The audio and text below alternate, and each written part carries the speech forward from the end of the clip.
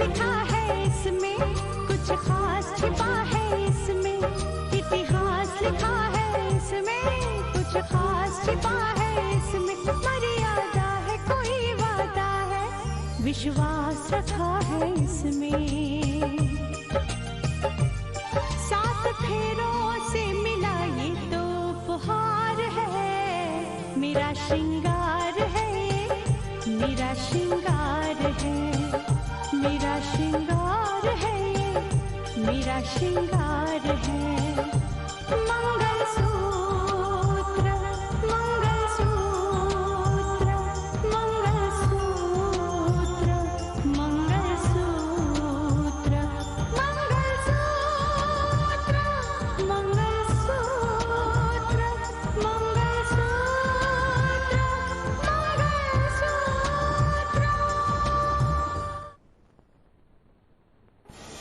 अगर रितिका इस घर में रहना चाहती है तो पूरी तरह से बहू बन के रहे और पूरे फर्ज निभाए। कि ये मेरे लिए एक इम्तिहान है और इस इम्तिहान को मुझे हर हाल में पास करना है। लेकिन हाँ, ये बात का भी ध्यान रखना होगा क्योंकि रितिका को पता है कि हम सब जुड़े हुए हैं। आप अपने आप को बोझ समझ रहे हैं? भावा, बोझ तो मैं आप लोगों के लिए था। आप लोगों ने मुझे एक नई जिंदगी दी है। तुम्हें नहीं लगता कि ये एक धोखा है? तुमने अपने माँ बाप के साथ धोखा किया है?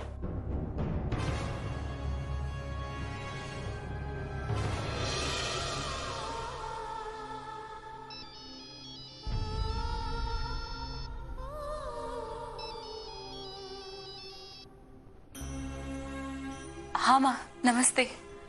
कैसी हो बेटा? मैं ठीक हूँ माँ।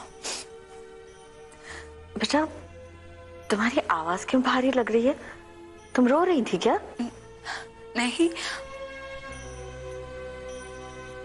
नहीं माँ, मैं कहाँ रो रही हूँ, मैं तो ठीक हूँ।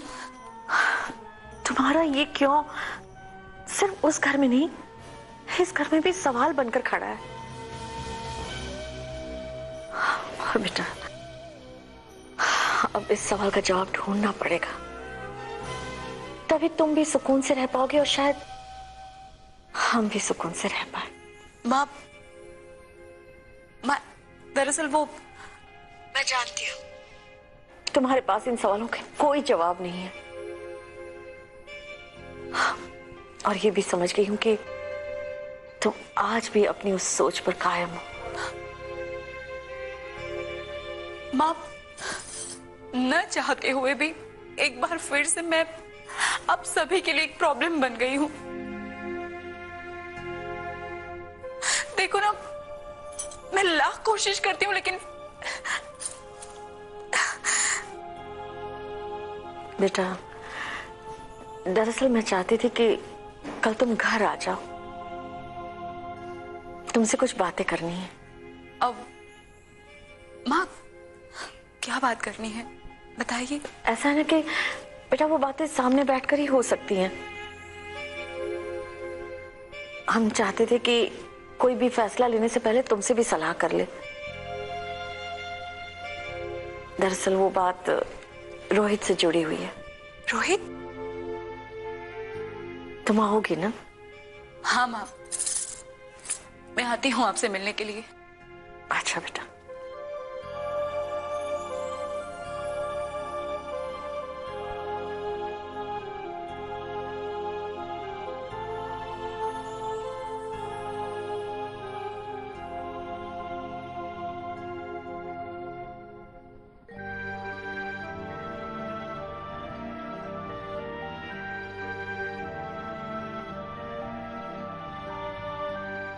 रितिका। मानस। सॉरी रितिका। तुम क्या सॉरी कह रहे हो? तुम्हें सॉरी कहने की कोई जरूरत नहीं है। माँ तो अपने बर्ताव के लिए सॉरी कहेगी नहीं, इसीलिए मैं सॉरी कह रहा हूँ। मानस, मुझे माँ की बातों का बिल्कुल बुरा नहीं लगा है और मुझे बुरा मानना भी नहीं चाहिए। इनफैक्ट मैं वहां से इसलिए चली आई क्योंकि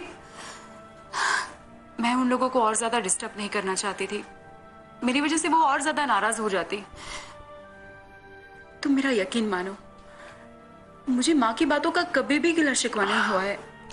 कब तक यही कहती रहोगी रितिका, मुझे गिला शिकवा नहीं है? कब तक यही कहती रहोगी तुम? और तुम्हें नहीं है तो क्या हुआ, मुझे तो है। जो मैं नहीं चाहता था वही हो रहा है इस घर में, वही हो रहा है।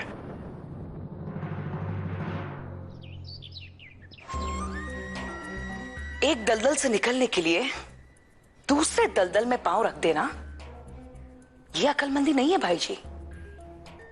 अंधेरे को दूर करने के लिए चिराग से चिराग जलाए जाते हैं, लोहे को काटने के लिए लोहे का इस्तेमाल किया जाता है। रितिका की गलती है जब तक वो राकेश को भूल नहीं पाई। अरे कोई भी मर्द ये बर्दाश्त नहीं करेगा कि उसकी पत्नी किसी और के बारे में सोचे। एक ना एक दिन रितिका को अपनी गलती का एहसास जरूर होगा। यही तो मैं कहना चाह रही हूँ भाई जी कि रितिका को अब उस घर में जाकर कितना वक्त हुआ है। धीरे धीरे वहां रहते रहते रितिका को उस घर से लगाव हो जाएगा और उसे यह भी महसूस होगा कि वो उस घर की बहू है। भाई जी, रोहित की शादी की बात रघुवीर जी की बेटी के साथ करना मुझे कुछ ठीक नहीं लग रहा। देखो स्नेहा, तुम मेरी बात समझने की कोशिश करो। रितिका चाहे उस घर को अपना कितना भी मान लेना, सुजाता जी का बदलाव जो है ना उसके लिए कभी नहीं बदलेगा। हमेशा उसके खिलाफ रहेंगे, रोज उसके लिए कोई ना कोई नई मुसीबत खड़ी करेंगे। हाँ, लेकिन अगर साक्षी की शादी रोहित से हो जाती है तब बात और है। हमारी बेटी उनके घर और उनकी बेटी हमारे घर, तब उन्हें इस बात का एहसास होगा कि किसी की बेटी के साथ किस तरह का बर्ताव करना चाहिए।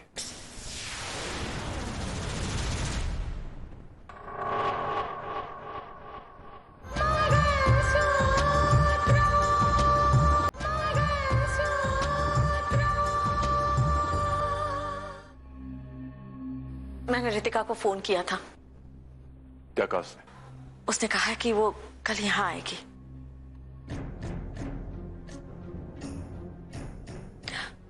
क्या बात है दीदी, आप तो रितिका से बात करके आ रही है ना, तो आपके चेहरे पे ये उदासी क्यों? अब किसी न किसी नतीजे पर तो पहुंचना ही होगा।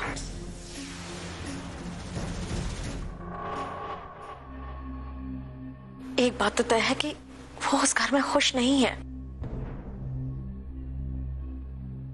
मैंने जब फोन किया तो वो रो रही थी। क्या? अब वो तो कुछ भी बताना नहीं चाहती, लेकिन उस घर में उसके साथ अच्छा बर्ताव नहीं हो रहा है।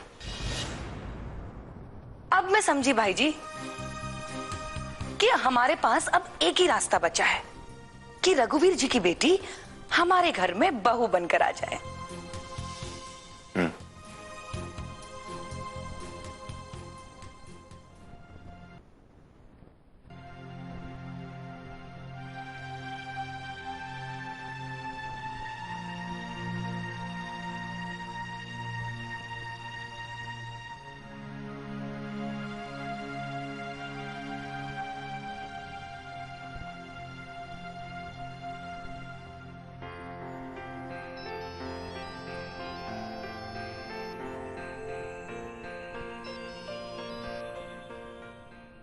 हेलो, कैसी है साक्षी?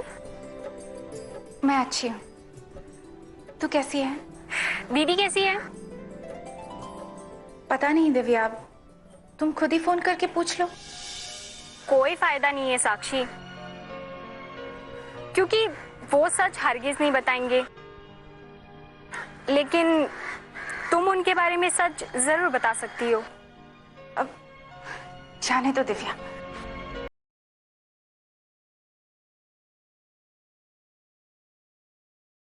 रोहित को बताकर गलती कर चुकी हूँ, अब वापस नहीं करना चाहती। खैर छोड़ो, पता है आजकल घर में तुम्हारे नाम के चर्चे हो रहे हैं। घर में चर्चे इसलिए हो रहे हैं कि रोहित भैया के साथ तुम्हारी शादी हो जाए।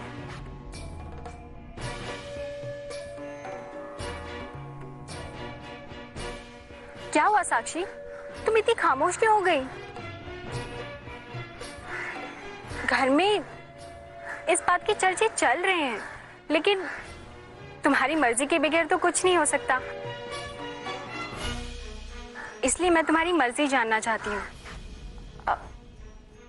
कैसी बातें कर रही है दिव्या? इसमें मुझे क्यों कोई एतराज होगा? घर में अगर सबकी मर्जी है तो मुझे क्यों एतराज होगा? लेकिन साक्षी, तुम तो हमेशा कहती थी कि तुम किसी और से प्यार करती हो, तो फिर आज रोहित भैया के साथ शादी का फैसला? Are you mad? तू अब भी मेरे मजाक को सीरियसली ले रही है?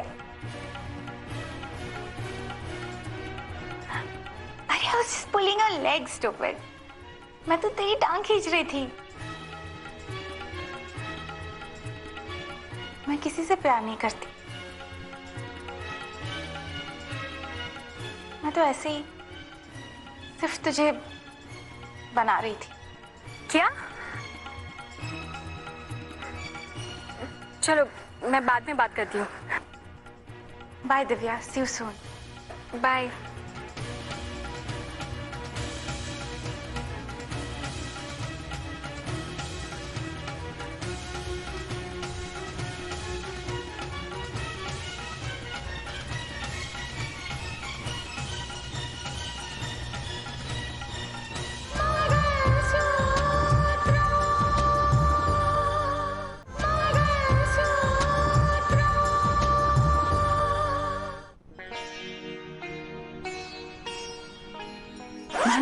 मानस मानस चलो जल्दी से पहले काम छोड़ो और नाश्ता कर लो।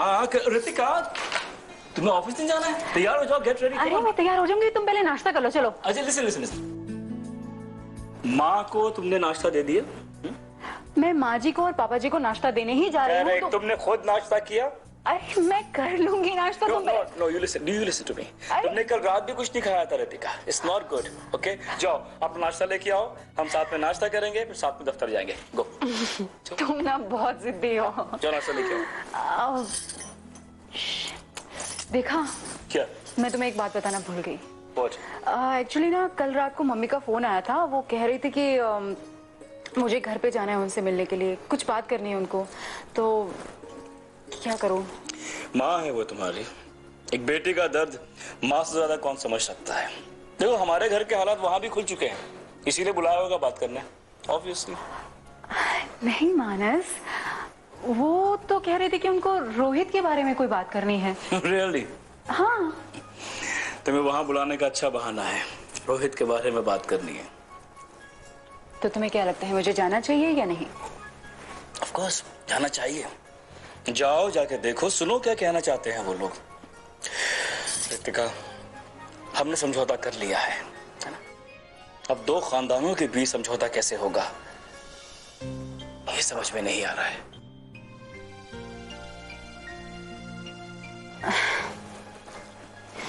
तुम ये रखो और बाकी का पोहा भी खाओ। ओके ओके, पूरा करना। मैं तैयार होके आती हूँ।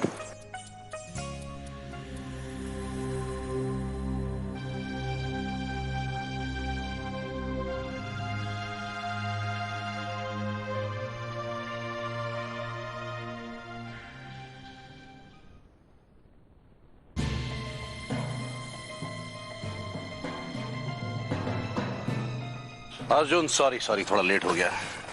बोलो क्या बात है, किस लिए मिलना चाहते थे? मैं आपसे इसलिए मिलना चाहता हूं क्योंकि मुझे लगता है कि आप मेरा रास्ता आसान कर सकते हैं, मेरे मददगार बन सकते हैं, मेरे राजदार बन सकते हैं। अच्छा चलो यही सही। पहले ये तो पता चले कि ऐसा क्या करना चाहते हो मियां जिसके लिए तुम्हें इस सुंदरलाल की मदद की जरूरत आन पड़ी। एक बहुत पुरानी कहावत, दुश्मन का दुश्मन दोस्त होता है। आप भी मानस से बदला लेना चाहते हैं और मैं भी। हाँ, बदला तो लेना चाहता हूं उसी मानस से जिसकी वजह से मेरे भांजे राकेश की मौत हुई। लेकिन समझ में नहीं आता कि कौन सा रास्ता इख्तियार करूं। उससे बदला लेने के लिए कौन सा हथकंडा अपनाऊं। आपको नहीं पता मामा जी, आपका राकेश मैं ही तो हूं। जिस मानस ने मुझे बर्बादी के कागार पर पहुंचा दिया है, और सच उसे बर्बाद करना मेरी जिंदगी का मकसद है। और अपनी सच्चाई मैं आप लोगों को बता नहीं सकता। कहीं ऐसा ना हो कि कानून की हथकड़ियां फिर से मुझे जकड़ लें, क्योंकि कानून की नजर में राकेश आज भी मुजरिम है। ओहो, अरे भाई, रास्ता निकालने की मैं सोच रहा हूँ, तुम किस सोच में डूब गए हैं? मियां कहाँ हो? कुछ नहीं, मुझे भी राकेश की याद आ गई थी। मैं दरअसल ये जानना चाहता हूं कि मानस को बर्बाद करने के लिए आप क्या कर सकते? हाँ, क्या कर सकते हैं नहीं, ये पूछो कि सुंदरलाल क्या नहीं कर सकता। इसका मतलब ये है कि आप मेरा साथ देंगे? अरे भाई, मैं तो हर एक के साथ हरदम हूँ, लेकिन पहले पता तो चले कि किस काम में तुम मेरा साथ मांग रहे हो। जिस तरह मानस ने साजिश करके राकेश को फांसी के फंदे तक पहुंचाया था, मैं उसी तरह उस साजिश का जवाब साजिश में ही देना चाहता हूं। मैं भी मानस को फांसी के फंदे तक पहुंचाना चाहता हूं। अब यही मेरी जिंदगी का मकसद है।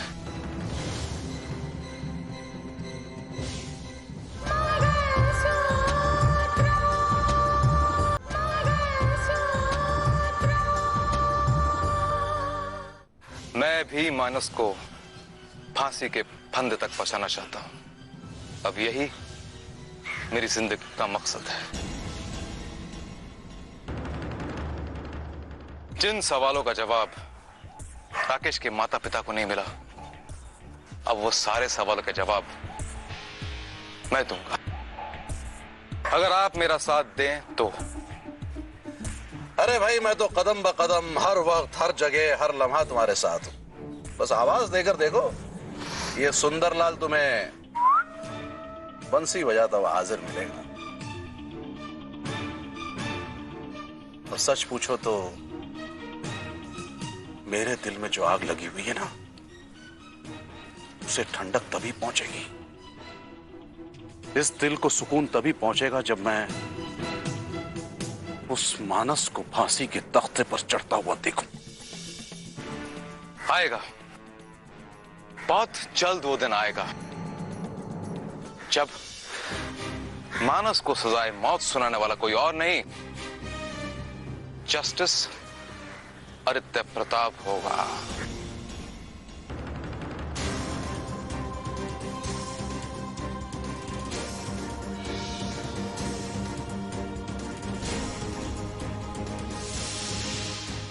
वाह रे सुंदरलाल, बजा दी ना बंसी।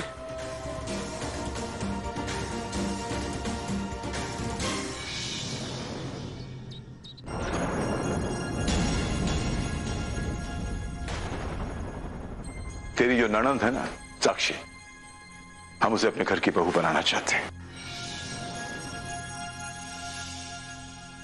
ठीक है माँ, अगर रोहित और साक्षी एक दूसरे को पसंद करते हैं तो फिर ऐतराज करने का तो कोई मतलब ही नहीं बनता। हम क्यों ऐतराज करें पापा? आप लोग चाहे तो शादी की बात छेड़ सकते हैं। माँ, दिव्या अंदर है रूम में। हाँ? मैं मिलकर आऊं उससे। जा बेटा जा।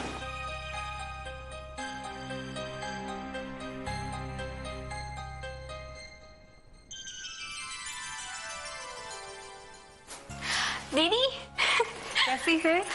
मैं अच्छी हूँ, आप कैसी हो? मैं ठीक हूँ। कॉलेज जा रही हैं? हाँ जी।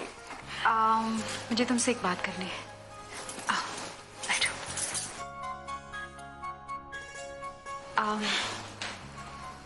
दिव्या, तुम्हें याद है एक बार तुमने कहा था कि तुम्हें ऐसा लगता है कि राहुल शायद तुमसे प्यार करता है, तुम्हें पसंद करता है, और मैंने तुम्हें मना कर दिया था इस बात के लिए तुम्हें पता है क्यों? क्योंकि मैंने राहुल को किसी और के साथ देखा था। मुझे याद है दीदी।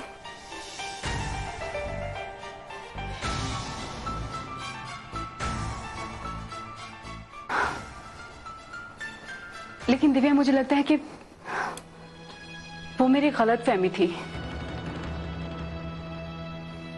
और उसी बात को मैं आज तक सच समझती आई। लेकिन ऐसा है नहीं, क्योंकि अगर वो बात सच होती तो आज जो बात हमारे सामने आई है वो सच ना होती। क्या? कैसी बात दीदी? कौन सी बात सामने आई है? दिव्या, तुम्हें तो पता ही होगा, इस घर में साक्षी और रोहित की शादी की बात चल रही है, पता है ना? हाँ, मुझे पता है। अगर मेरा वो सोचना सच होता तो आज ये बात नहीं होती। दरअसल राहुल के साथ मैंने किसी और को नहीं,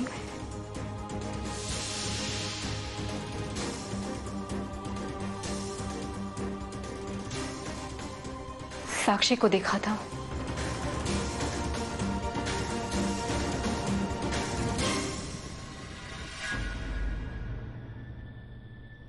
कच्चे धागे से बंधा इसमें संसार है, पिया का प्यार है, जीने का सार है, पिया का प्यार है, जीने का सार है।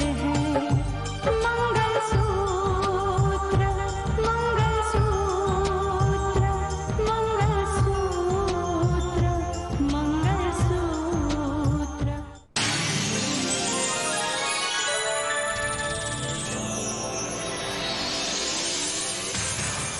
आप देख रहे हैं डीडी भारती।